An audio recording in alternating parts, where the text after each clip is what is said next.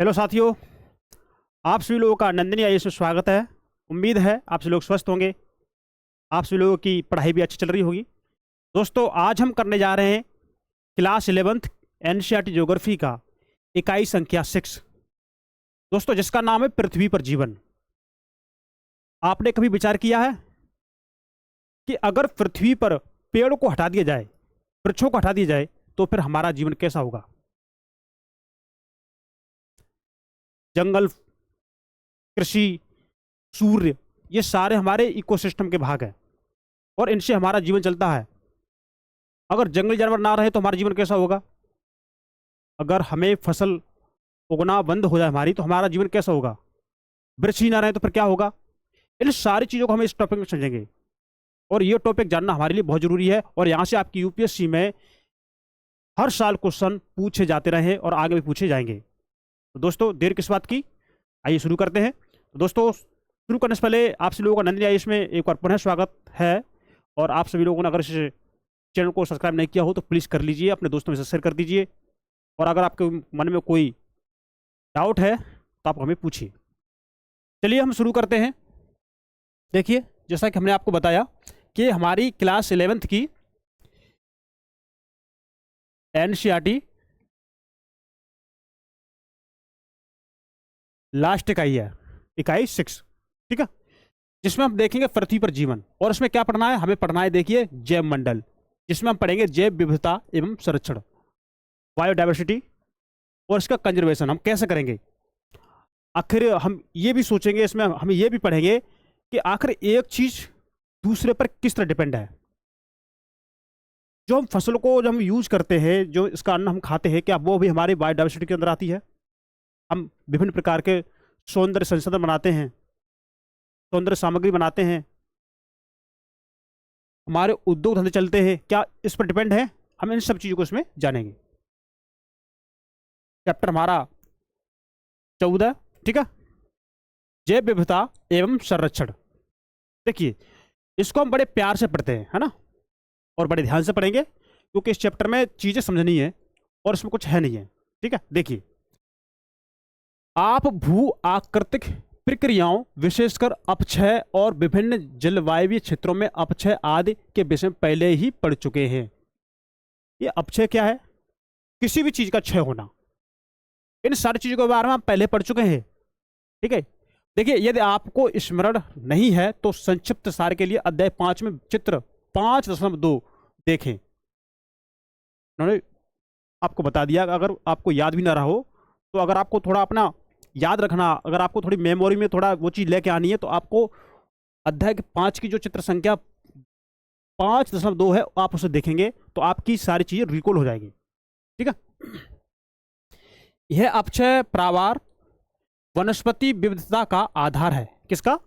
वनस्पति की विविधता का क्या है? आधार है ये। अतः इसे जैव विविधता का आधार माना गया है। किसका? जैव विविधता का। सौर ऊर्जा और जल ही अपक्षय में विविधता और इसके परिणाम स्वरूप उत्पन्न जैव विविधता का मुख्य कारण है। कौन? सौर ऊर्जा और जल। यह थोड़ा आपको ध्यान रखना है, ठीक है ना। इसमें कोई आश्चर्य नहीं है, मतलब इसमें कोई आश्चर्य नहीं कि वे क्षेत्र जहां ऊर्जा व जल की उपलब्धता अधिक है, वहीं जैव विविधता भी व्यापक स्तर पर है। ये बोल रहे हैं कि जहां पर सौर ऊर्जा अधिक है, जहां जल अधिक है, तो वहां पर जैव विविधता अधिक होगी। ये कहने का मतलब है, जैसे आप देखेंगे अमेजन बेसिन का क्षेत्र हो गया, आपके विश्व रेखा का क्षेत्र हो गया, आपके जैसे आपका निकोबार द्वीप समूह हो गया, इनमें क्या है? इनमें बायोडाइवर्सिटी अधिक है। क्यों अधिक है? क्योंकि वहां पर जल की मात्रा अधिक है और वहां पर सौर ऊर्जा अधिक हमें प्राप्त होती है, ठीक है ना। अब देखो, आपसे थोड़ा देख लेंगे। आज जो जैव विविधता हम देखते हैं वह 2.5 से 3.5 अरब वर्षों के विकास का परिणाम है। ये अभी 1, 2, 10, 20, 30, 40 सालों में नहीं हो गई है, ये अरबों वर्षों में ये जो विकास हम देख रहे हैं ना जैव विविधता का, ये अरबों सालों से बनता हुआ आ रहा है। और देखिए, मानव कितनी जल्दी उसका विनाश कर रहा है ना। मानव जीवन के प्रारंभ होने से पहले, जैसे मनुष्य का जीवन हुआ उससे पहले पृथ्वी पर जैव विविधता किसी भी अन्य काल से अधिक थी। देख लीजिए, ये बात है, ठीक है। मानव के आने से जैव विविधता में तेजी से कमी आने लगी। जैसी मानव आया, मानव ने अपने जरूरती चीजों को जैव विविधता से अर्जित करना शुरू किया, जंगलों को काटना, पशुओं को मारना, जिससे क्या हुआ, जैव विविधता में कमी आने लगी, क्योंकि किसी एक या अन्य प्रजाति का आवश्यकता से अधिक उपभोग होने के कारण वह लुप्त होने के अनुमान के अनुसार संसार में कुल प्रजातियों की संख्या 20 लाख से 10 करोड़ तक है। कितनी? 20 लाख से 10 करोड़ तक है, लेकिन 1 करोड़ ही इसका सही अनुमान है। कितना? 1 करोड़। नई प्रजातियों की खोज लगातार जारी है। नई प्रजातियों क्या है? नई प्रजातियों की खोज लगातार जारी है, और उनमें से अधिकांश का वर्गीकरण भी नहीं हुआ है। एक अनुमान के अनुसार दक्षिण अमेरिका की ताजे पानी की लगभग 40% मछलियों का वर्गीकरण नहीं हुआ। देख लिए कितना? 40% मछलियों का अभी वर्गीकरण ही नहीं हुआ। तो वो भी तो हमारे जैव विविधता में आएंगे, बायोडाइवर्सिटी में आएंगे वो हमारे, है ना। उष्ण कटिबंधीय वनों में जैव विविधता की अधिकता है। उष्ण कटिबंधीय मतलब जहां गर्म आर्द्र जलवायु है, वहां पर जैव विविधता अधिक है, ये उन्होंने बताया है। देखिए, प्रजातियों के दृष्टिकोण से और अकेले जीवधारी के दृष्टिकोण से जैव विविधता सतत विकास का तंत्र है। किसका? सतत विकास। ठीक है, हम भी यूज कर रहे हैं, हमारे आने वाली संतान भी उसे यूज करें, मतलब उसके लिए भी हम इसको संरक्षित करके रख सकें। ऐसा नहीं कि हम ही उसका यूज कर ले, आगे आने वाली पीढ़ियां हमसे फिर सवाल करे कि भाई आपने हमारे लिए सारे संसाधन क्यों नहीं छोड़े, आपने क्यों सारे खत्म कर दिए। ये सारी बात इसमें है, तो हमें बड़े ध्यान से पढ़ना है। ठीक है, इंपॉर्टेंट टॉपिक है। देखिए, पृथ्वी पर किसी प्रजाति की औसत आयु 10 से 40 लाख वर्ष होने का अनुमान है। कितनी? 10 से लेकर 40 लाख वर्ष। ऐसा भी माना जाता है कि लगभग 99% प्रजातियां जो कभी पृथ्वी पर रहती थी, कितनी? 99% प्रजातियां देख लीजिए आज लुप्त हो चुकी हैं। 99% प्रजाति जो कभी पृथ्वी पर रहती थी वो नष्ट हो चुकी हैं। तो मतलब आज के समय में 1% ही बची होगी। इसका मतलब ये तो हुआ पृथ्वी पर जैव विविधता एक जैसी नहीं है। ये तो बात सही है, पृथ्वी पर जो बायोडाइवर्सिटी है वो एक जैसी नहीं है। जैव विविधता उष्णकटिबंधीय प्रदेशों में अधिक होती है। उष्णकटिबंधीय प्रदेशों में जहां वर्षा अधिक होती है, सूर्य का प्रकाश अधिक मात्रा पड़ता है, जैसा आपका अमेजन बेसिन हो गया, आपके विश्व रेखा के आसपास जो भी क्षेत्र है उस जगह की बात हो रही है ना। तो वहां पर क्या होती है? वहां पर जैव विविधता अधिक होती है। जैसे जैसे हम ध्रुवीय प्रदेशों की तरफ बढ़ते हैं, प्रजातियों की विविधता तो कम होती जाती है। अब जैसा देखिए, आप यहां देख लीजिए, जैसे हमारे ये पृथ्वी है, 0 अंश विषुवत रेखा है हमारी। अब जैसे जैसे ध्रुव की तरफ जाएंगे तो सूर्य का प्रकाश में कमी आती जाएगी और वर्षा भी कम होती जाएगी, और विषुवत रेखा से लेकर ध्रुव तरफ तापमान भी कम होता जाएगा। ठीक है, तो वैसे बारिश भी कम होगी। जब बारिश कम होगी तो उसी के अनुसार वनस्पतियां कम होंगी, जब वनस्पतियां कम होगी तो उसी के अनुसार जीव जंतु भी कम होंगे। तो इसके आप देखेंगे इस तरह से ये बायोडाइवर्सिटी है वो भी धीरे धीरे कम होती जाती है। ठीक है, लेकिन जीवधारियों की संख्या अधिक होती जाती है। जैव विविधता 2 शब्दों के मेल से बना है। बायो का अर्थ है जीव तथा डाइवर्सिटी का अर्थ है विविधता। ठीक है, साधारण शब्दों में किसी निश्चित भौगोलिक क्षेत्र में पाए जाने वाले जीवों की संख्या और उनकी विविधता को जैव विविधता कहते हैं। क्या कहते हैं? जैव विविधता कहते हैं। इसका संबंध पौधों के प्रकार, प्राणियों तथा सूक्ष्म जीवाणुओं से है, उनकी आनुवंशिकी और उनके द्वारा निर्मित परतंत्र से। यह पृथ्वी पर पाए जाने वाले जीवधारियों की परिवर्तनशीलता, एक ही प्रजाति तथा विभिन्न प्रजातियों में परिवर्तनशीलता तथा विभिन्न परतंत्रों में विविधता से संबंधित है। ठीक है, जो भी हमारे परतंत्र होते हैं उनमें आप देखेंगे जो भी जीवधारी हैं इनकी परिवर्तनशीलता एक ही प्रजाति तथा विभिन्न प्रजातियों में परिवर्तनशीलता विभिन्न परतंत्रों में विविधता से संबंधित है। कुछ चेंज होता ना तो ये एक दूसरे से जुड़े होते हैं, आप देखेंगे। ये बात उन्होंने कही है। जैव विविधता सजीव संपदा है। कैसी? सजीव। यह विकास के लाखों वर्षों के इतिहास का परिणाम है। ये इसका विकास हुआ है लाखों वर्षों से हुआ है, अभी नहीं। ठीक है, जैव विविधता को 3 स्तरों पर समझा जा सकता है। देखिए, आनुवांशिक जैव विविधता, प्रजातीय जैव विविधता, नंबर 3 पारतंत्री जैव विविधता। हम इनको थोड़ा पढ़ेंगे, अब इन चीजों को हम थोड़ा विस्तार से पढ़ेंगे जो आपके एनसीईआरटी ने आपको बताया। देखिए, आनुवांशिक जैव विविधता, जेनेटिक बायोडाइवर्सिटी। देखिए, जीवन निर्माण के लिए जीन एक मूलभूत इकाई है। हमारा जीवन चलता है, शरीर है हमारा, जीन से बना हुआ है ना। तो जीन क्या हमारी एक इकाई, मूलभूत इकाई है। जो किसी प्रजाति में जीन की विविधता ही आनुवांशिक जैव विविधता है। किसी प्रजाति की जीन देखते हैं ना, अब देखें मेडिकल साइंस में अगर हम किसी भी पौधे का या किसी जीव का अगर जीन चेंज कर देते तो उसके वास्तविक स्वरूप में थोड़ा चेंजेस हो जाता है, प्रजाति में या किसी जीव में थोड़ा चेंज होता है। तो वही बात कही रखी है कि हमारे शरीर में जो प्रजाति हमारी, देखिए किसी प्रजाति में जीन की विविधता ही आनुवांशिक जैव विविधता है। समान भौतिक लक्षणों वाले जीवों के समूह को प्रजाति कहते हैं। समान भौतिक लक्षण हो किसी प्रजाति के, उसको क्या बोलते हैं? जीवों के समूह को प्रजाति कहते हैं। मानव आनुवांशिक रूप से होमोसेपियन है। क्या है? होमोसेपियन है, प्रजाति से संबंधित है। किस संबंधित है? होमोसेपियन से, जिसमें कद, रंग और अलग दिखावट जैसे शारीरिक लक्षणों में काफी भिन्नता है। इसका कारण आनुवांशिक विविधता है। क्या है? आनुवांशिक विविधता है जिसका कारण। ठीक है। विभिन्न प्रजातियों के विकास व फलने फूलने के लिए आनुवांशिक विविधता अत्यधिक अनिवार्य है। ये बात उन्होंने कह दी है। तो उन्होंने जो बोला है कि जैसे कोई भी आप देखेंगे किसी प्रजाति का विकास हो रहा है, तो विकास किससे हो रहा है? वो उसकी आनुवांशिक विविधता से। ठीक है। आनुवांशिक विविधता से किसी व्यक्ति का, किसी जीव का, किसी वनस्पति का विकास होता है। ये उन्होंने बता दिया। ठीक है। अब देखिए, प्रजातीय विविधता यह प्रजातियों के अनेक रूपता को बताती है। क्या करती है? अनेक प्रकार की प्रजातियां उनको बताती है। मतलब यह किसी निर्धारित क्षेत्र में प्रजातियों की संख्या से संबंधित है। मतलब एक किसी क्षेत्र में कितनी प्रजातियां रह रही हैं और वो प्रजाति एक प्रजाति से दूसरे पर कैसे डिपेंड है, कैसे काम कर पा रही है, वो अपने कार्य को कैसे आगे बढ़ा रही है, ये सारी किस्में आ रही है हमारी प्रजातीय विविधता में। प्रजातियों की विविधता उनकी समृद्धि, प्रकार तथा बहुलता से आकी जा सकती है। कितने प्रकार की है, कितनी संख्या में, वो कैसा रंग है उनका, ठीक है, कितने तरह की है, इन सबसे वो आकी जाती हैं।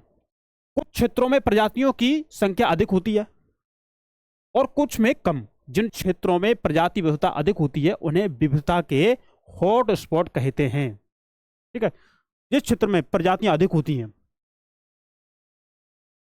उसे क्या बोलते हैं? हॉट स्पॉट बोलते हैं। चाहे वृक्ष की हो, चाहे किसी जीव की हो। ठीक है। ये हमारे हॉट स्पॉट में आते हैं। अब देखिए, पारतंत्री विविधता। आपने पिछले अध्याय में पारतंत्रों के प्रकारों में व्यापक भिन्नता और प्रत्येक प्रकार के पारतंत्रों में होने वाले पारतंत्री प्रक्रिया तथा आवास स्थानों की भिन्नता ही पारतंत्री विविधता बनाते हैं।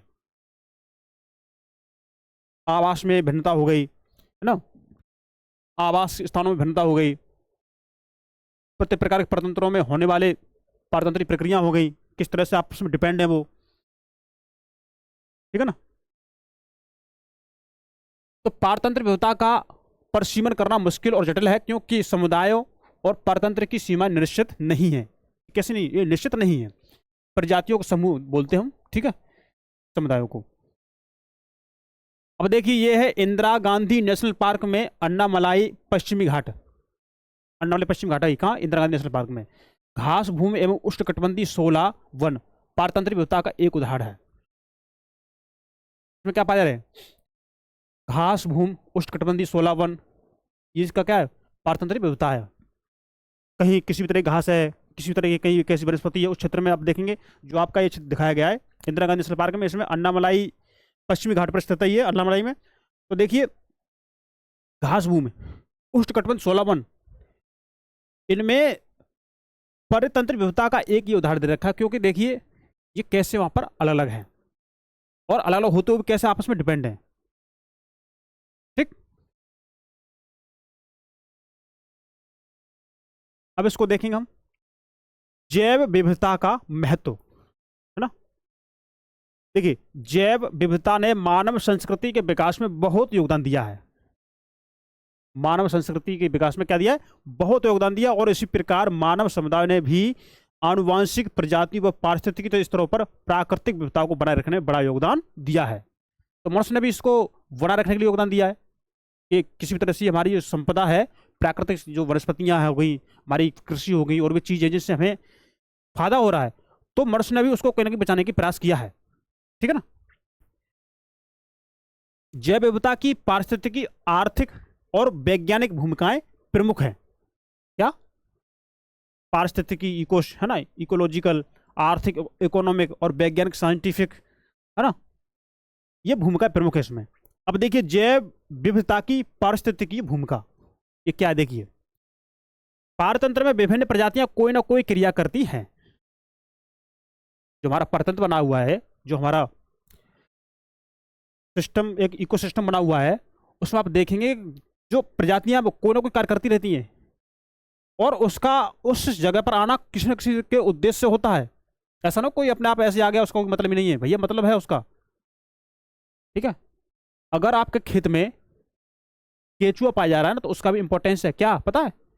वो किसान की भूमि को उपजाऊ बना रहा है, मिट्टी को एक ऐसा बना रहा है जिससे जल ग्रहण करने की शक्ति बढ़ जाए उसकी। ठीक है। तो आपके प्रति जो कोई चीज है वो ऐसे नहीं, उसका कोई ना कोई इंपॉर्टेंस है। अब देखिए, विकसित हो सकती है और ना ही बनी रह सकती है, अर्थात प्रत्येक जीव अपनी जरूरत पूरा करने के साथ साथ दूसरे जीवों के पनपने में भी सहायक होता है। अपना जीवन जिएगा और दूसरे के लिए भी सहायक होगा वो। क्या आप बता सकते हैं कि मानव परितंत्रों पारतंत्रों के बने रहने में क्या योगदान देता है? क्या आप बता सकते हैं? बताइए। आपके आसपास जो चीज दिख रही है उसको बचाने के लिए मानव क्या योगदान कर रहा है? जीव व प्रजातियां ऊर्जा ग्रहण कर उसका संग्रहण करती हैं। कौन? जीव व प्रजातियां कार्बनिक पदार्थ उत्पन्न एवं विघटित करती हैं और परतंत्र में जल व पोषक तत्वों के चक्र को बनाए रखने में सहायक होती हैं। ठीक है ना, ये बात कह रखी है उन्होंने। तो हमारा जो जल चक्र बना हुआ है, आप देखेंगे तो ये भी क्या हमारा, ये भी हमारा इकोसिस्टम ही है, हमारा परतंत्र ही यही है। ठीक है। इसके अतिरिक्त प्रजातियां वायुमंडलीय गैस को स्थिर करती हैं और जलवायु को नियंत्रित करने में सहायक होती हैं। ये पारतंत्री क्रियाएं मानव जीवन के लिए महत्वपूर्ण क्रियाएं हैं। क्या है? ये मानव जीवन के लिए महत्वपूर्ण क्रिया हैं। पारतंत्र में जितनी अधिक विविधता होगी, प्रजातियों के प्रतिकूल स्थितियों में भी रहने की संभावना है और उनकी उत्पादकता भी उतनी ही अधिक होती। मतलब जितनी अधिक आपके इकोसिस्टम में, आपके पारतंत्र में जितनी अधिक विविधता होगी, उतना आपकी बायोडाइवर्सिटी जितनी अधिक होने की वजह से उसका आपका इकोसिस्टम उतना ही मजबूत होगा। ठीक है ना। प्रजातियों की क्षति से तंत्र के बने रहने की क्षमता भी कम हो जाएगी। उन्होंने बता दिया है कि जैसे जैसे आप देखेंगे क्षति, जैसे प्रजाति की क्षति होगी, किसी प्रजाति की क्षति हो रही है, नुकसान हो रहा है, तो उनका उस तंत्र में बने रहने की क्षमता भी कम होती जाएगी। ठीक है। अधिक आनुवांशिक विविधता वाली प्रजातियों की तरह अधिक जैव विविधता वाले परतंत्र में पर्यावरण के बदलावों को सहन करने की अधिक सक्षमता होती है। ठीक है, अधिक सक्षमता होती है। दूसरे शब्दों में, जिस पारतंत्र में जितनी प्रकार की प्रजातियां होंगी, वह पारतंत्र उतना ही अधिक स्थायी होगा। मतलब यह है, जितनी अधिक प्रजातियां होंगी उतना ही पारतंत्र आपका अधिक मजबूत होगा। कैसे? मान के चलो एक जंगल है, ठीक है, जंगल में बहुत बड़ी बड़ी घास हो गई है। मान लो अगर घास को खाने वाला ना हो तो घास में इतने कीड़े हो जाएंगे, कीट हो जाएंगे, जो मानव के लिए हानिकारक हो सकते हैं। विभिन्न प्रकार के जहरीले जीव हो सकते हैं उसमें, जैसे सांप हो गया, बिच्छू हो गया, और भी चीज हो गई। तो क्या होगा? हमारा इकोसिस्टम खराब हो रहा है, हमारा पारतंत्र खराब हो रहा है। अगर सपोज करो, अगर वहीं पर उसे कोई ग्रेजिंग करने वाला, उसको कोई चलने वाला कोई जानवर आ जाए, तो फिर क्या होगा बताओ? घास वो खाता रहेगा, है ना, जब वो ग्रेजिंग करता रहेगा तो उसमें पनपना जो छोटे मोटे कीड़े होते हैं, कीट होते हैं, तो जब वो नहीं रहेंगे तो बीमारियां भी कम फैलेंगी उससे। ठीक है। सपोज करो अगर ग्रेजिंग करने वाले जानवर अधिक हो जाए तो फिर क्या होगा? तो घास नहीं मिलेगी, मिट्टी कैसे हो जाएगी? मिट्टी अपर्दित हो जाएगी फिर वायु द्वारा, सूर्य के प्रकाश द्वारा, पानी के द्वारा आपकी मिट्टी बह जाएगी। फिर मनुष्य के लिए वो उपयोगी नहीं रहेगी। उसके खाने के लिए शेर होते हैं, है ना। जैसे आप वही देखिए कि घास को टिड्डा खा लेता है, टिड्डे को ये आपका मेंढक खा लेता है, मेंढक को सांप खा लेता है, सांप को ये आपका ये चील बोलते हैं, बाज की टाइप में होती है चील, वो खा लेती है, उसको कोई और खाता है, उसको कोई और खाता है। तो जितनी अधिक आपकी इकोसिस्टम में विविधता होगी उतना आपका इकोसिस्टम मजबूत होगा, ठीक है, उतना ही मानव के लिए उपयोगी होगा वो। ये बात उन्होंने कह रखी है। तो हमने सारी बात समझा दी है, ठीक है। अब देखिए जैव विविधता की आर्थिक भूमिका, इकोलॉजिकल रोल ऑफ बायोडाइवर्सिटी। सभी मनुष्यों के लिए दैनिक जीवन में जैव विविधता एक महत्वपूर्ण संसाधन है। क्या है? एक महत्वपूर्ण संसाधन है। जैव विविधता का एक महत्वपूर्ण भाग फसलों की विविधता है। क्या है?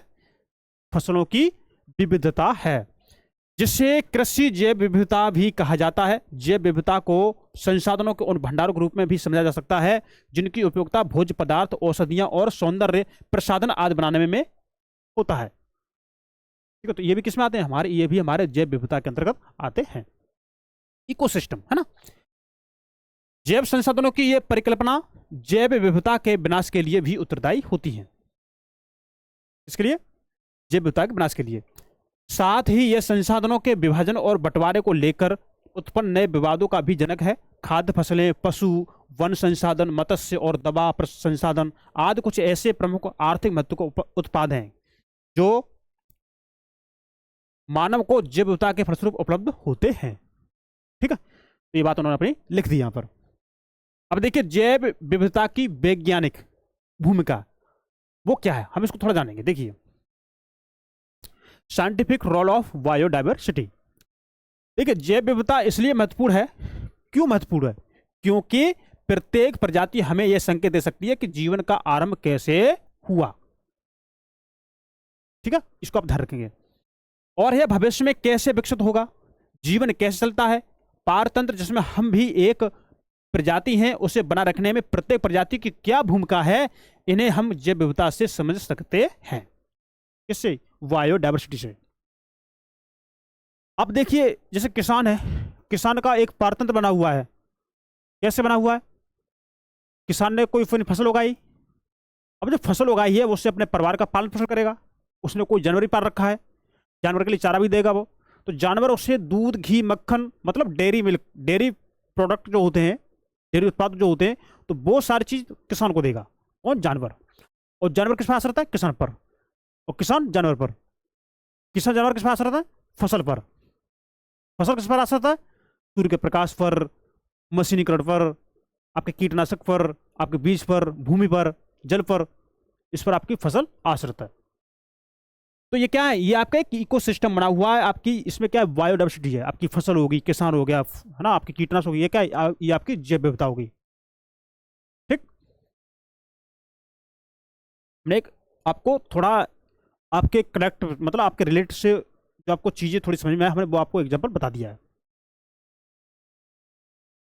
देखिए हम सभी को यह तथ्य समझना चाहिए कि हम स्वयं जिए और दूसरी प्रजातियों को भी जीने दें। हम स्वयं जिए और अगली प्रजाति जो है हम उसको भी जीने दें। यह समझना हमारी नैतिक जिम्मेदारी है कि हमारे साथ सभी प्रजातियों को जीवित रहने का अधिकार है। ये हमारी क्या नैतिक जिम्मेदारी होनी चाहिए कि हमारे साथ जो और भी प्रजातियां हैं हमको भी उनको जीवित रखने का एक जिम्मा होना चाहिए। मतलब एक क्या होना चाहिए? एक नैतिक दायित्व होना चाहिए। देखो मनुष्य अपने स्वाद के चक्कर में जीवों का मांस खा जाता है, तो क्या कर रहा है वो? अपने जीवन चलाने के लिए दूसरे का जीवन नष्ट कर देता है। तो इसमें तो ये तो कहीं कहा ना गया, तो ये तो नैतिक है नहीं है, ये क्या है? ये हमारा अनैतिक है। तो इसमें बात करेगी नैतिक जिम्मेदारी की, ठीक है।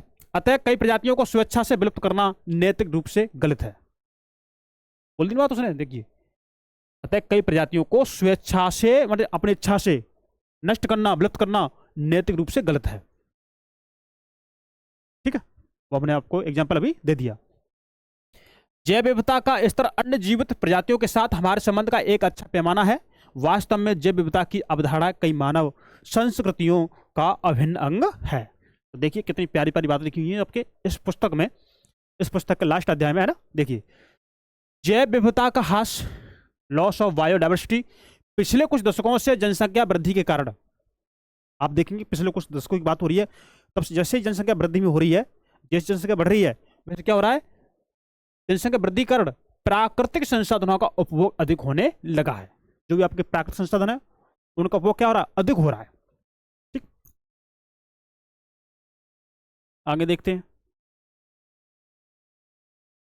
इससे संसार के विभिन्न भागों में प्रजातियों तथा उनके आवास स्थानों में तेजी से कमी हुई है। ठीक, उष्ण कटिबंध क्षेत्र जो विश्व के कुल क्षेत्र का एकमात्र चौथाई भाग है, एकमात्र चौथाई भाग कुल विश्व का, कौन, उष्ण कटिबंधीय क्षेत्र, इसको ध्यान रखेंगे, विश्व का एक चौथाई भाग। ठीक, यहां संसार की 3/4 जनसंख्या रहती है। कितनी, यहां पर संसार की, जो पूरा संसार है ना, पूरे संसार की 3/4 जनसंख्या आपके पूरी भूमि के 1/4 भाग पर रहती है, उष्णकटिबंधीय क्षेत्र में। ठीक है, इस विशाल जनसंख्या की जरूरत को पूरा करने के लिए संसाधनों का दोहन और वनोन्मूलन अत्यधिक हुआ है। संसाधनों का दोहन हुआ है, वनों की कटाई हुई है, ये क्या हुआ, ये अधिक मात्रा में हुई है। उष्णकटिबंधीय वर्षा वाले वनों में पृथ्वी की लगभग 50% प्रजातियां पाई जाती हैं। कितनी, 50%। और प्राकृतिक आवासों का विनाश पूरे जैव मंडल के लिए हानिकारक सिद्ध हुआ है।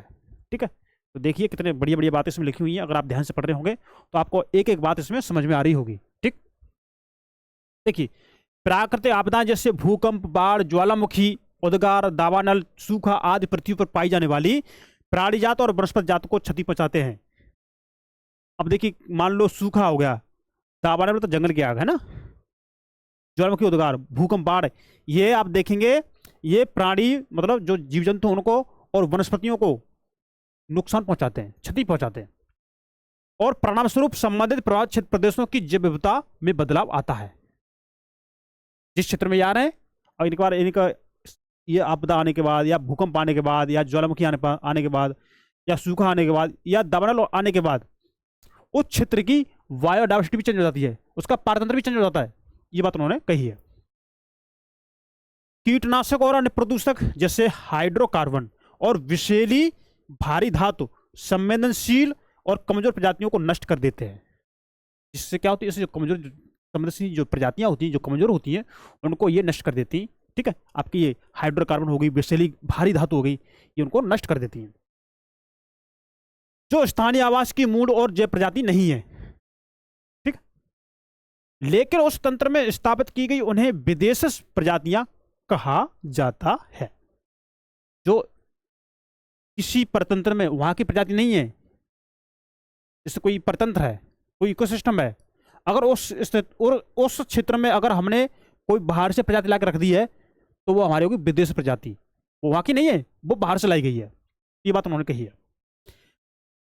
ऐसे कई उदाहरण हैं जब विदेशी प्रजातियों के आगमन से पारतंत्र में प्राकृतिक या मूल जैव समुदायों को व्यापक नुकसान हुआ है। जैसे जैसे किसी पारतंत्र में कोई बाहर से विदेशी प्रजाति ला के रख दी जाती है, लाई जाती है, तो उससे हमारे देश की जिस क्षेत्र की है, मतलब देश की जो प्रजाति है, देश प्रजाति है, उसका नुकसान हुआ है। ये बात उन्होंने कही है। पिछले कुछ दशकों के दौरान कुछ जंतु जैसे बाघ, चीता, हाथी, गेड़ा, मगरमच्छ, मिंक और पक्षियों का जब उनके सींग, सूंड व खालों के लिए निर्दयता पूर्वक अवैध शिकार किया जा रहा है, इसके फलस्वरूप कुछ प्रजातियां विलुप्त होने के कगार पर आ गई हैं।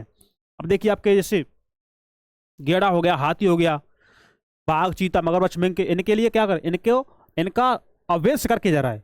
अवैध शिकार करने से इनकी संख्या में कमी आ रही है।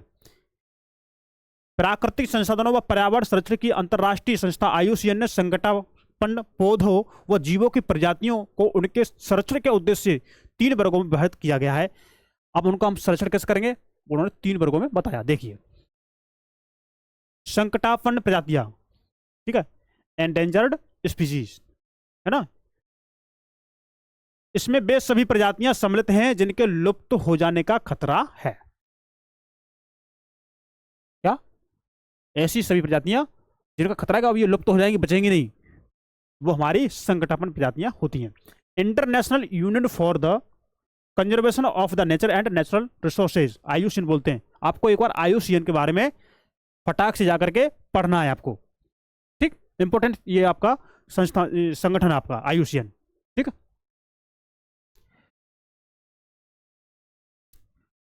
IUCN विश्व की सभी संकटापन्न प्रजातियों के बारे में रेड लिस्ट के नाम से सूचना प्रकाशित करता है। कौन? IUCN। अब देखिए ये आपको दिख रहा है, ये आपका रेड पांडा है, इसकी ये पूंछ है, ये क्या है? ये पूंछ है, ठीक है। और इसके भी ये भी पूंछ है ना, इसकी पूंछ मोटी है थोड़ी, यहाँ तक है ये।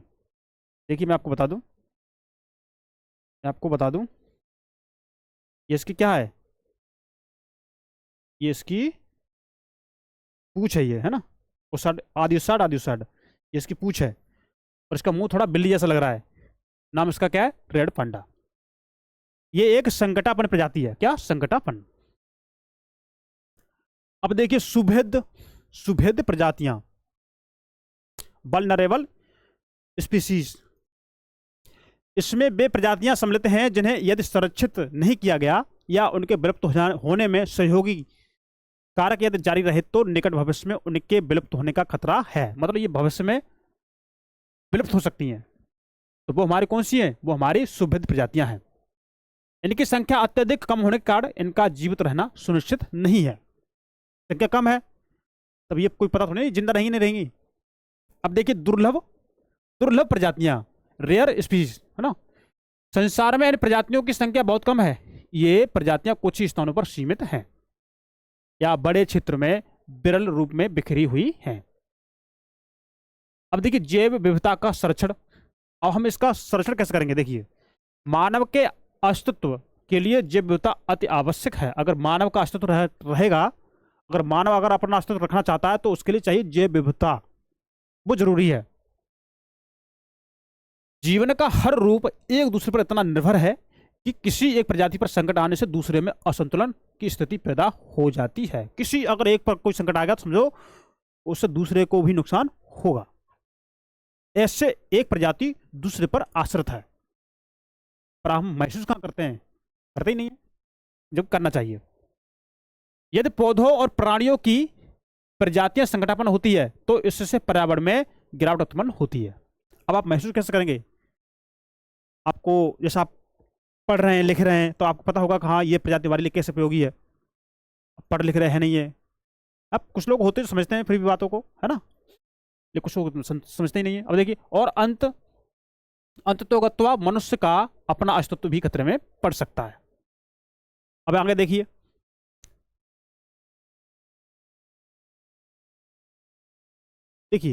ये है हम्बोसिया डेगरेंस बेड, दक्षिण पश्चिमी घाट की एक दुर्लभ प्रजाति है। देखिए कितनी सुंदर लग रही है आपको देखने में, है ना, ब्लैक एंड व्हाइट में लगा अच्छी रही है। आज यह अति अनिवार्य है कि मानव को पर्यावरण मैत्री संबंधी पद्धतियों के प्रति जागरूक किया जाए।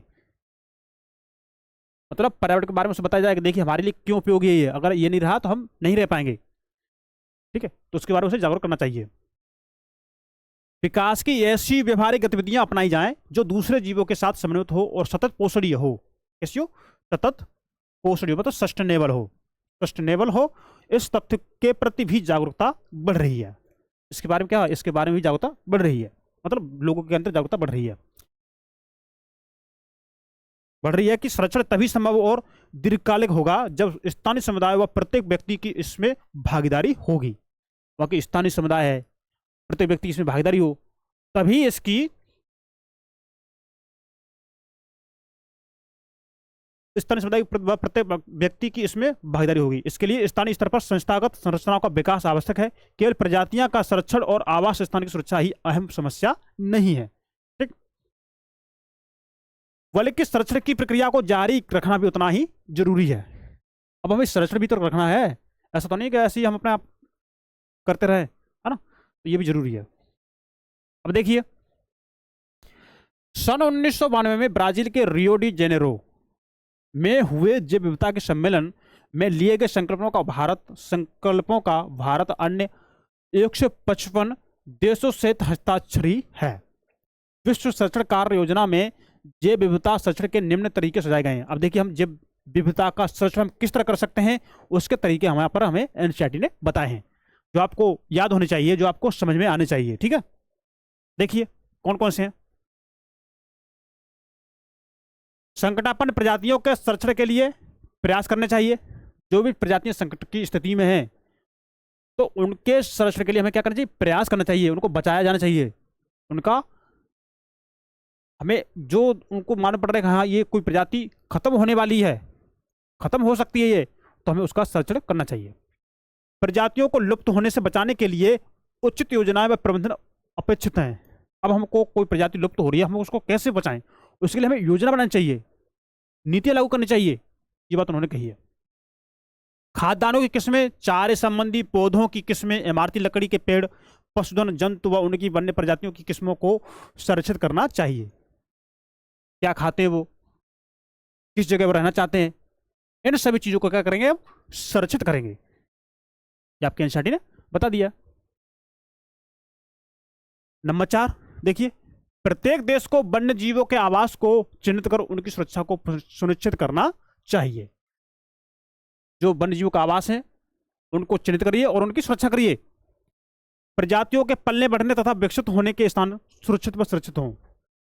अब जब प्रजातियां जब पल रही है, बढ़ रही है, तो वो स्थान आपके सुरक्षित होना चाहिए। ऐसा नहीं कोई आ गया शिकार कर ले गया, कोई उन्हें गायब कर ले गया, ऐसा नहीं होना चाहिए, ठीक है ना।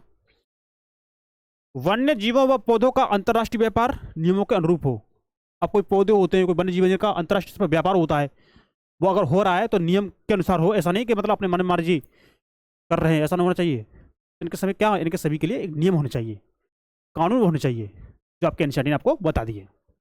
तो दोस्तों, अगर आपको क्लास अच्छी लग रही हो तो आप प्लीज़ कमेंट में आप यस लिख के भेज दीजिए।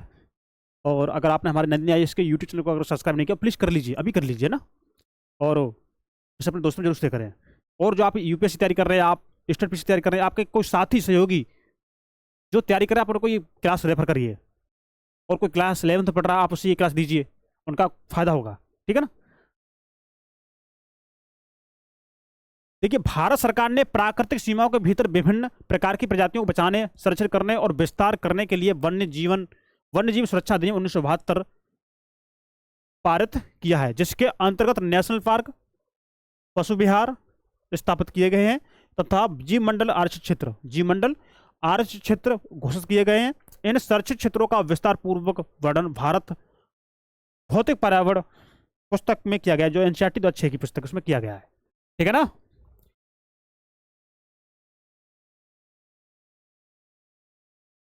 आगे देखते हैं। देखिए, वह देश जो उष्णकटिबंधीय क्षेत्र में स्थित है, कहां पर, उष्णकटिबंधीय क्षेत्र में स्थित है, उनमें संसार की सर्वाधिक प्रजातियां विविधता पाई जाती है। वही बात, जैसे हमारी ये पृथ्वी है ना, विषुवत रेखा, कर्क रेखा, मकर रेखा, ये हमारा क्षेत्र कैसा हो गया, ये हमारा क्षेत्र उष्णकटिबंधीय क्षेत्र हो गया। अब ये भी, इसमें भी देखिए हमारे ये 5 देखिए 5 अंश से लेकर के हमारे 15 अंश, 5 से 15 उत्तर, 5 से 15 दक्षिण में, यहाँ पर आपकी जैव विविधता बहुत अधिक पाई जाती है। 5 से 15 उत्तर, 5 से 15 दक्षिण। वैसे तो हमारी बायोडाइवर्सिटी 30 अंश के आसपास ही पाई जाती है, ऊपर नीचे, है ना, 0 अंश के बीच की बात हो रही है, लेकिन अधिक मात्रा आपके 5 से 15 तक पाई जाती है, उत्तर दक्षिण, ठीक है ना, नॉर्थ साउथ।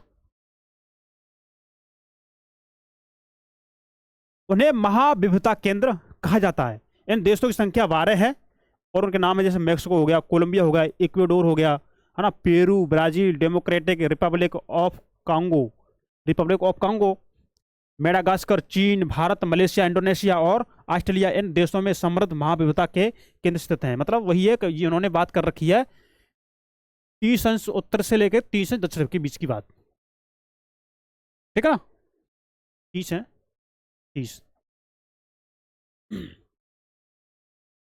और देखिए, ऐसे क्षेत्र जो अधिक संकट में हैं, उनमें संसाधनों को उपलब्ध कराने के लिए अंतर्राष्ट्रीय सुरक्षा संघ, जिसे बोलते हैं IUCN, ने जैव विविधता हॉटस्पॉट क्षेत्र के रूप में निर्धारित किया है, ठीक।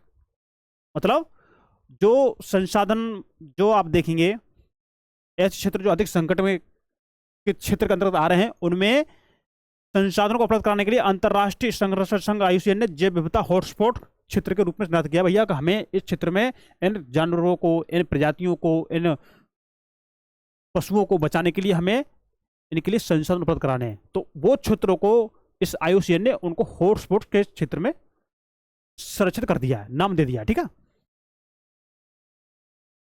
हॉटस्पॉट उनकी वनस्पति के आधार पर परिभाषित किए गए हैं। पादप महत्वपूर्ण है क्योंकि ये ही किसी परतंत्र की प्राथमिक उत्पादकता को निर्धारित करते हैं, ठीक है। पौधे क्या करते हैं, किसी पारतंत्र की प्राथमिक उत्पादकता को ये आपके पौधे ही निर्धारित करते हैं। यह भी देखा गया है कि ज्यादातर हॉटस्पॉट में रहने वाले प्रजाति भोजन जलाने के लिए, देखिए ज्यादातर हॉटस्पॉट में रहने वाली प्रजाति भोजन जलाने के लिए, आगे देखते हैं, लकड़ी, कृषि भूमि, इमारती लकड़ी आदि के लिए वहां पाई जाने वाली समृद्ध पारतंत्रों को पर ही निर्भर है। अब वही उनके लिए भोजन चाहिए, जलाने की लकड़ी चाहिए, कृषि चाहिए, तो वह कहाँ डिपेंड है, वो उसी क्षेत्र पर ही डिपेंड है। उदाहरण के लिए मेडागास्कर में पाए जाने वाले कुल पौधों व जीवों में से 85% पौधे व जीव संसार में अन्यत्र कहीं भी नहीं पाए जाते हैं। देखिए 85% पौधे व जीव पाए जाते हैं मेडागास्कर में, इतने संसार में कहीं और जगह नहीं पाए जाते। अन्य हॉटस्पॉट जो समृद्ध देशों में पाए जाते हैं वहां कुछ अन्य प्रकार की समस्या है। वहां हवाई द्वीप जहां विशेष प्रकार की पादप जंतु प्रजातियां मिलती हैं, वह विदेशी प्रजातियों के आगमन और भूमि विकास के कारण असुरक्षित है। और देखिए हमारे चित्र, ये हॉटस्पॉट क्षेत्र देखिए कहां पर कहां है, देखिए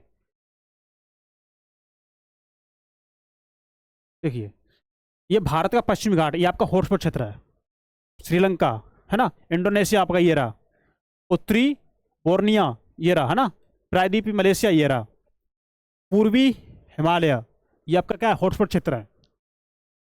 अब देखिए ये पूर्वी मेडागास्कर जहाँ पर 85% आपकी प्रजाति पाई जाती है यहाँ पर संसार की, देख लीजिए है ना।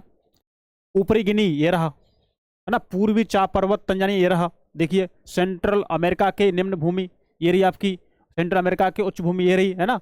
आप देखिए पश्चिमी इक्वाडोर तथा कोलंबियन काको ये रहा, मोस्ट कटबंधी एंडीज आप देख लीजिए है ना, अटलांटिक वन ब्राजील ये रहा, ठीक है। तो ये क्या है, ये आपके हॉटस्पॉट क्षेत्र है, कुछ पारिस्थितिकी हॉटस्पॉट क्षेत्र हैं जो हमने आपको ये बता दिए। तो दोस्तों आज हमने भौतिक भूगोल सिद्धांत की बुक हमने क्लास 11th एनसीईआरटी की हमने फिनिश कर ली आज। तो हमने बड़े अच्छे तरीके से हमने सारी चीज़ पढ़ी है, समझ के पढ़ी है। तो दोस्तों अगर फिर भी आपके मन में कोई अगर डाउट है तो आप अपने कमेंट बॉक्स में अपने डाउट को जरूर लिख के हमारे पास भेजें, ठीक है, जिस पर हम लोग अपने उस पर काम कर सकें। तो दोस्तों कैसे लगी क्लास कमेंट बॉक्स में जरूर बताएं, और अगर आपको क्लास अच्छी लगी हो तो प्लीज़ इसे लाइक करें, अपने दोस्तों को शेयर करें। दोस्तों अब मिलते हैं नेक्स्ट क्लास में नेक्स्ट टॉपिक के साथ, तब तक नमस्कार, थैंक यू, धन्यवाद, गुड बाय, टेक केयर, पढ़ते रहिए मन लगा के, ओके, थैंक यू।